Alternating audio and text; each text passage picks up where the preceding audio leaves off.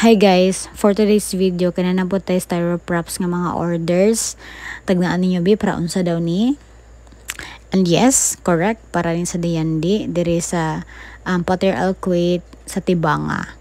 So gamay lang ta diri guys og mga styroprops with 1/2 thickness nga 2x4 styro.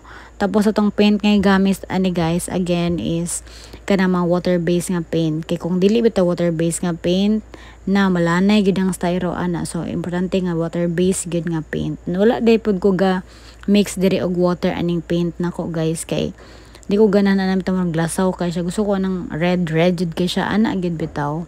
And gagamit po kog diha baga-baga nga brush kay para dali ra pud siya ma-cover.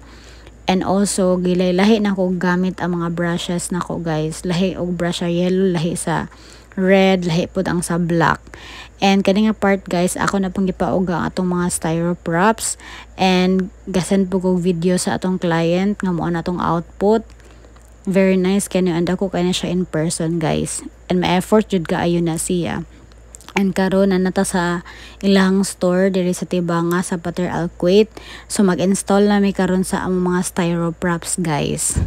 And amo na pong gigamitan og glue gun o glue stick ang kaning mga styroprops pang attach aning mga decor. Kay dili pwede kandila diri guys kay ngano ito manggod ang kuan ang iyahang stick glue tapos madawat ang wall. So safer gyud na glue gun o glue stick ang gamiton ani. Amo na pud ni siyang gi-measure guys. Same measurement lang gyud from dira sa kanang kabantay mo nang na-block. Gagamit lang mi drag steel tape. Equal gyud siya tanan ang plaster niya kay para dili bitaw gubot an awon and as perfectionist as kinahanglan. So kailangan gyud siya magtungod ang tanan.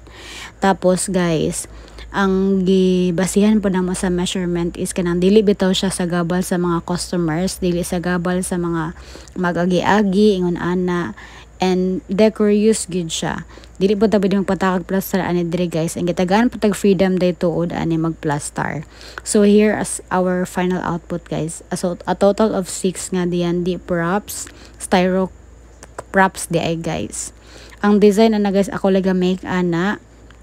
Inspiration is from Google, and thank you so much for trusting.